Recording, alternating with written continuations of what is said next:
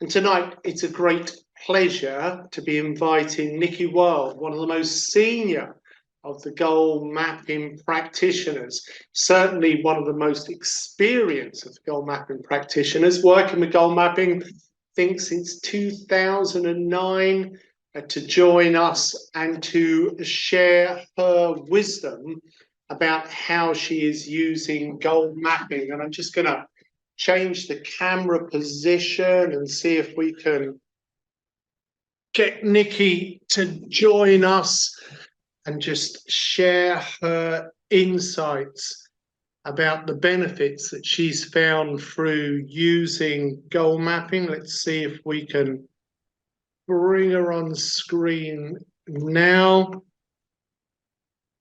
Hello, Nikki. Oh, good evening. Hello. Good evening, good afternoon, good morning, wherever anyone is in different time zones. It is absolutely lovely to see everyone. And thank you for the invitation to the showcase spotlight. It's goal mapping is something that has been very dear to my heart for, well, a decade and a half almost.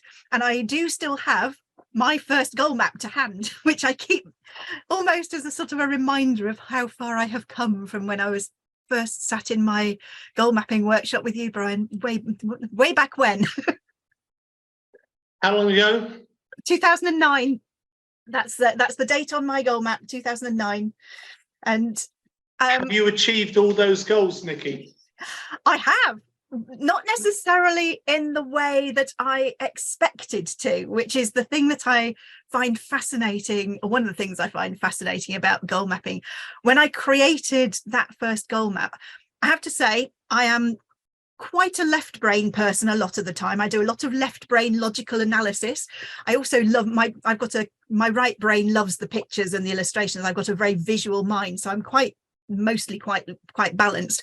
But on that particular day, it was before I was still in the process of leaving my old finance director position. I was FD for a £2 billion property investment fund, and I was absolutely burnt out, stressed beyond belief. And I had already started my coaching. I'd founded my coaching business. That was March 2009. So I was in that transition phase of moving from corporate employee into going, let's see if this coaching stuff works and see what happens. I can always go back and be an FD if it doesn't. And I've never gone back. So a big part of that is goal mapping. And why did you never go back? I never went back because I believe that I am walking the path of my purpose. I was doing something that I'm really good at, but it wasn't fulfilling. Finances. What the goal mapping did was give me that space to sit and think, what's the path that I am meant to be walking, and what am I supposed to be doing because it's what I'm on the planet to do versus the thing that I am good at. And sometimes the thing we're good at is the thing we're meant to be doing, and sometimes it's just a distraction. And I was very skeptical. That first workshop, I was sat there with my sort of old thinking, my old sort of way of approaching work and everything, and I was kind of thinking, is it really this easy? You draw a few pictures and you sit back and wait for it to happen. I was very skeptical, but I also was very open-minded and thought, let's play along and see what happens. I take this attitude of curiosity quite a lot.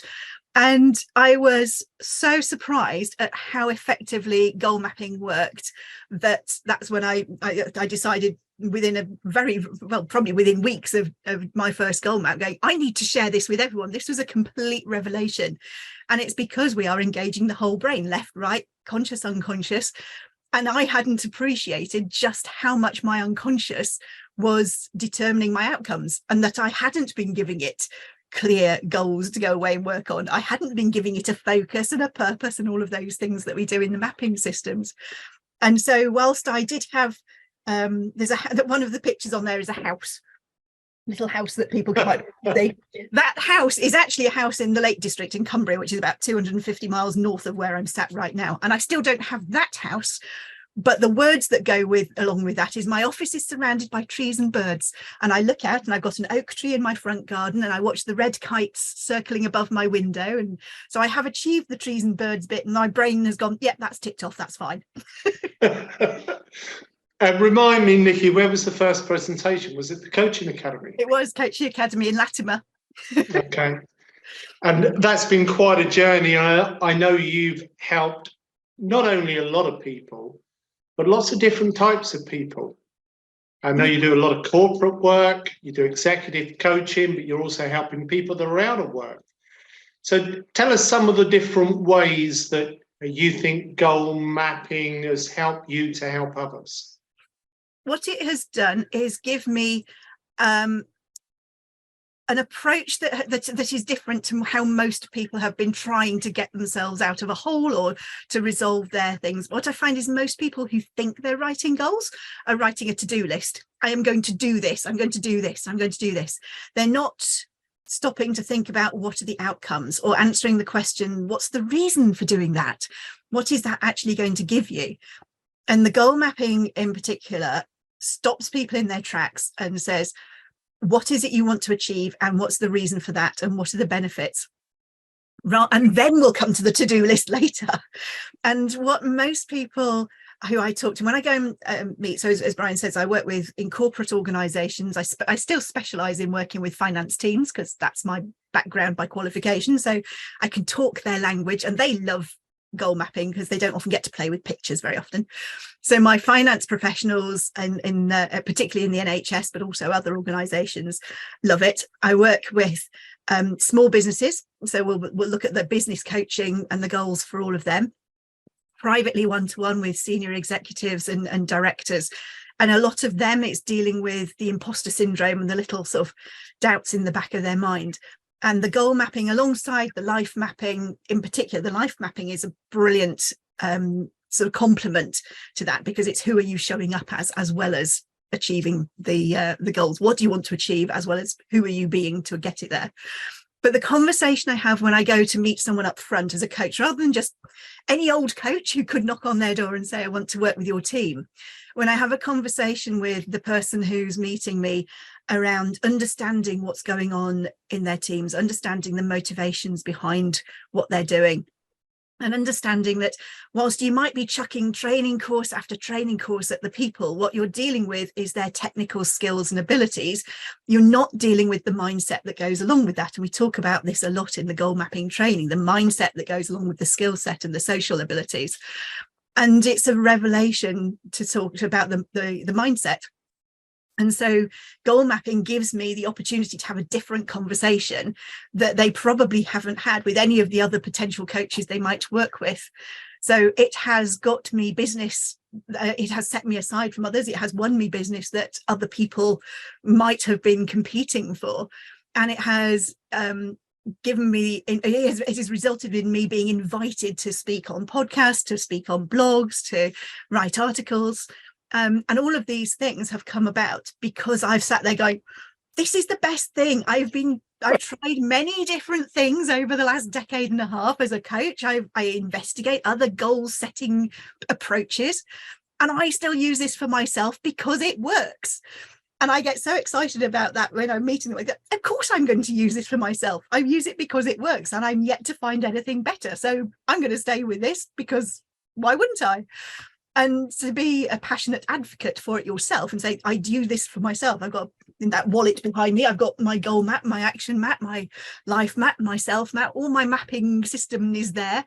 And I practice what I preach. I wouldn't expect my clients to use this if I didn't believe in it myself. So it's that different conversation that it gives. Do you want to screen share and show us your maps? Are you able to do that? Have we given permission? To be able to. Let me put this in view mode. I've just clicked the permissions. Fabulous. So there's this. Oh, there we go. It says it's disabled screen sharing. It might have just turned it off. Maybe I turned it on at the same time Vicky clicked it and turned it off, maybe. Give it a second. The suspense is so worth it. Killing. So when we can screen share, I pulled together a selection of my maps for this year, my current ones, and it's a balance between who am I being, what am I doing, what am I going to have as a result, which is what as coaches, of course, we talk about be, do and have. And I love that the mapping systems complement the being, the doing and the having. between the different bits. Screen share, there we go. So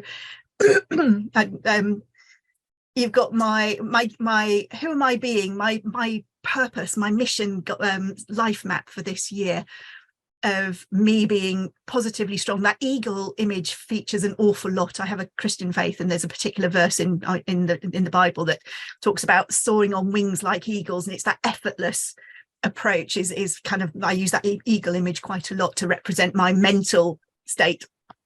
And the smiley happy features an awful lot on my maps, and for some reason the diamond seems to show up quite a lot. It's interesting, when we do many maps, we quite often find that there are recurring images in our maps. But it's that is the who am I when I'm walking my purpose, when I know that I'm waking up each day doing the thing that makes my heart sing, the thing that I'm on this planet to do. But I also know that I am a human being, and I get distracted, and I procrastinate, and I wake up in the morning and I hit snooze and hide under the duvet instead of leaping out with boundless energy. So my action map on this one is about being active. So it's developing a sort of mindset of being active in mind, body and spirit, so that I keep moving to keep me mobile. And that it says I dance through my days because I love music. So the idea of going to a gym and exercising just sends me cold. But the idea of dancing is something I love. And when I was at university, all my friends used to go off and do sport. And I would go to the ballroom. I was part of the Ballroom Dancing Society, and I would go to ballroom and Latin American dancing. And that's what kept me fit as a student. So I danced through my days. And my goal map for this current calendar year is my happiness map. Quite simply, we talk about success is happy. So it's in what way am I going to be happy? And the sub goals are I'm working in balance with life. And I am serving excellent clients. I'm very picky about who I work with. I only work with nice people, and I'm very choosy who I work with. I am running my business with ease, and I am making music I love, because music is a big part of my life as well as a musician and a songwriter. And so these maps are my inspiration, if you like, for the current financial year. And I am looking forward to my celebration date, although my happiness map is kind of a ongoing one. I'm not going to wait until the 31st of December to be happy. It's just that on the 31st of December, I will celebrate having been happy all year. That is my mission on that one. It's fantastic, Nikki. And you said you're picky about your clients. So what's your favourite client? Well, the other slide that I had that has a mixture of some examples of some of the people I work with, which was, as Brian's mentioned, I love my NHS clients because they are finance professionals, and I can go and show them that there is an alternative way to being stressed and burnt out. So that's the most fulfilling, my SEMA contacts in the accountancy world. But the M3 Job Club, which is the charity we founded 12 years ago in April 12 years ago, which is supporting adults after redundancy, they're changing their mindset and their attitude and realigning their goals is very fulfilling. But my perfect client, I say, I only work with nice people. It is somebody who is ready to make a change, and somebody who's perhaps tried other things and got in a bit of a rut and is sitting here going, actually, this makes sense. Let's give this a go. They're open-minded, ready to make a change, and determined to do something about it. I get very frustrated with people who don't do their homework, but I love my clients who are engaged. So Wild Empowerment, which is 14 years old, is where I get to play with my lovely executives. And it's executive coaching, business coaching, and mentor coaching. I coach individual coaches who want to get paid to coach and have a coaching business, so they're newly qualified. So I have a couple of mentees on the go most of the time who are in the background. So that's my, and everybody gets exposed to goal mapping through all of that, whether they want it or not. So what do you think is the best goal that goal mapping has helped you achieve? Oh my word. So many. I know I didn't prep you with any of the questions, so just throwing them out randomly. I guess I have to go back to the very, very first goal. You see, my brain immediately went analytical. What do you mean by best, and how do I define my best goal, and all that sort of thing. But if I go back to the very, very start, that very first goal map, which was I have a coaching business, and I have had the courage to step out of my finance director role with all the security of a six-figure director salary and all of those trappings of wealth and success in inverted commas of the material, to take what was effectively a significant pay cut initially while I started the business from scratch, and to trust that I was going to be on my purpose path instead of just working the daily grind. I think that was the most important goal that I ever set. It takes a lot of courage, doesn't it? And everything else has been building on that foundation. Everything else has been an iteration of that has kept me checking in. So everything subsequently, whether we're doing the showcase programs or the golden opportunity workshops or the warrior within, all of these programs that I sit through and take part in are me touching base back to my purpose. Am I still on the path? Does anything need adjusting? Has it run its course yet? All of those things are keeping me on track. So every subsequent map is important in its own right. And they all build on that first courageous step.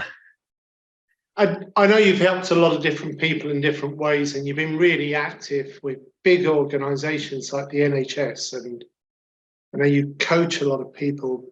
Is there one success story, one goal achieved for a client that really stands out and touches your heart in some way?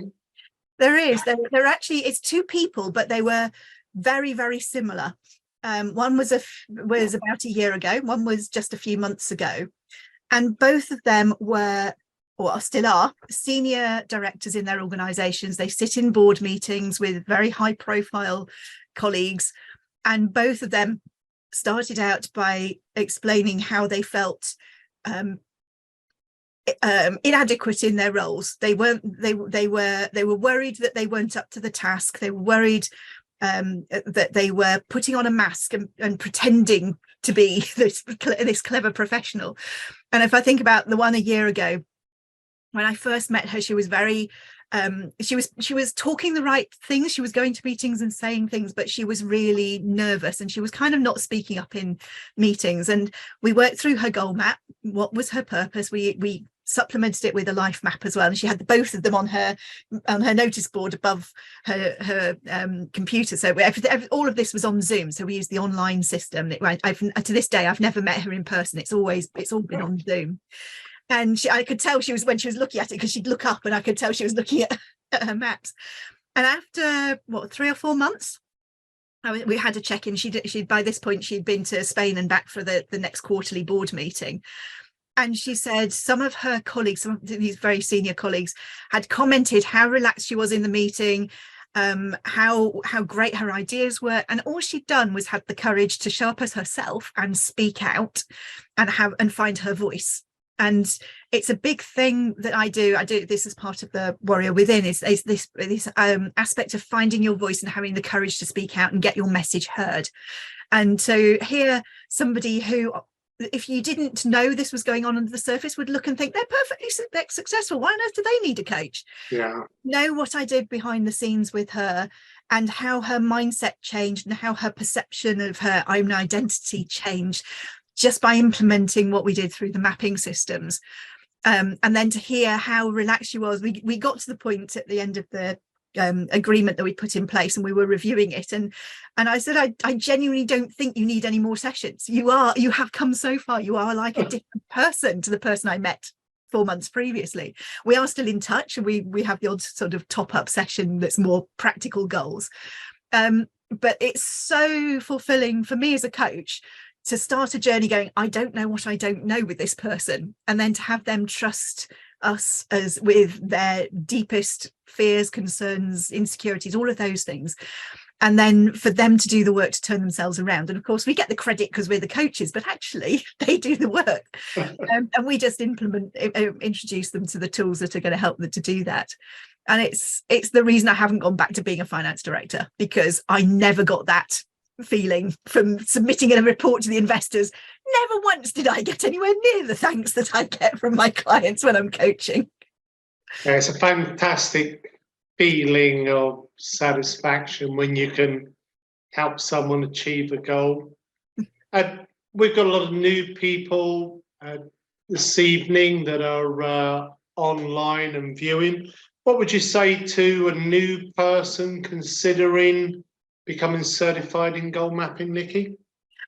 What I would say is start at the beginning and trust the process, and remember that whoever you choose to share this with, you know more than they do. You might be one step ahead of them, you might be 10 steps ahead of them. I think sometimes some of these showcases, me and some of our other more senior practitioners, might look like we know what we're doing and that it's all, oh my goodness, I don't know everything yet. Of course, we all started on day one at some point.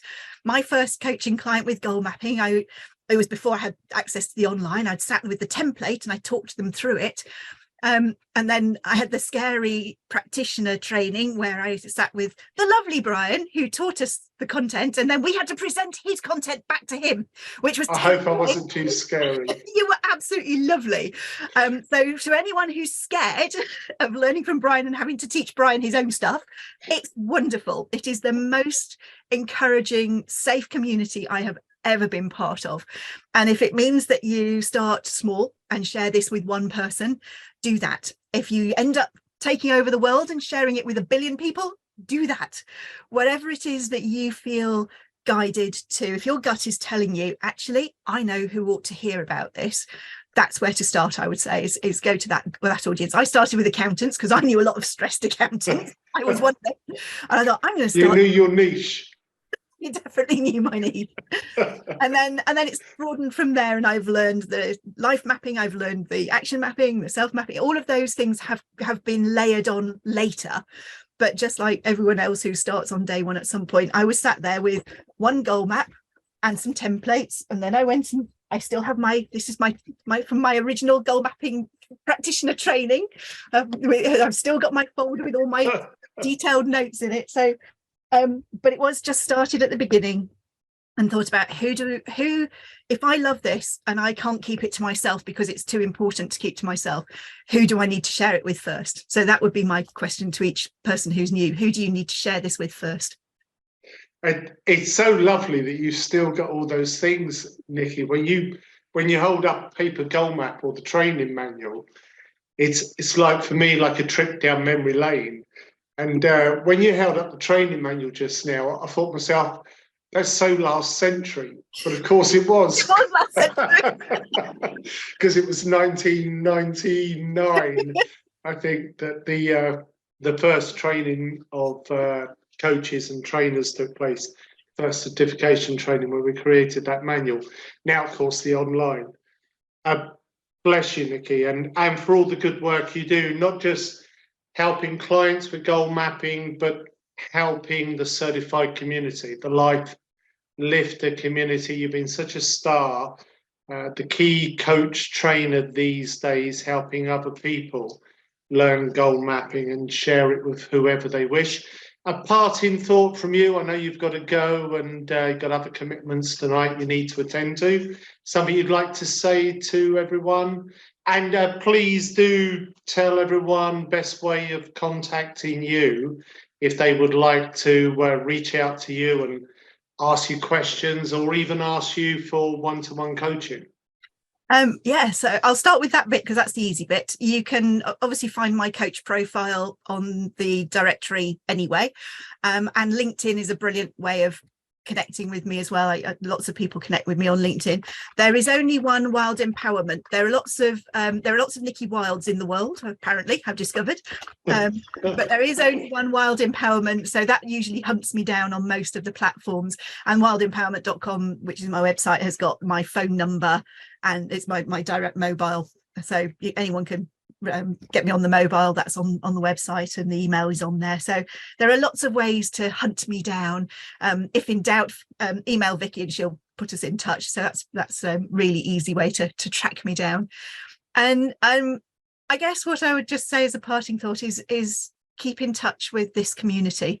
I have been trained and certified by various people over the years, and hand on heart, I can honestly say Brian is the most generous, supportive of all of those people.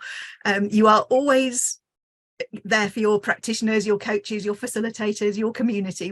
I mean, I know that we are part of you lifting 7 million lives, so there's an element of keeping that network in place. But there is always, you are always there for all of us, and the community is wonderfully supportive. We all go through stuff. We all have our roller coaster of life. We all deal with hardships and challenges, and the support and encouragement from people within this community has been so valuable over the years when things have been tougher. And so we know when we're all on, when some of us are on ups, somebody else will be on a down, so we support each other. And the once you're part of the practitioner or coach or facilitator community, we have these regular, every Monday night there is something going on. So anyone who is already part of the community can attend the mastermind on the third Monday of the month. So that's a plug for my third Monday masterminds, which is come along and join us on those. But that's for my gift to the community, to sort of think about behind the scenes how we're all working. So there are many ways to hunt me down and connect. So it'll be lovely to keep in touch with everyone. Bless you, Nikki. Really lovely to see you. Wish you really well. And for anyone who's already certified in goal mapping, please do join Nikki's support group, mastermind group, third Monday in the month. And me and Vicky were there last Monday. And yeah, it's fantastic, really thought-provoking and inspiring, and great support for people. Wish you well, Nikki.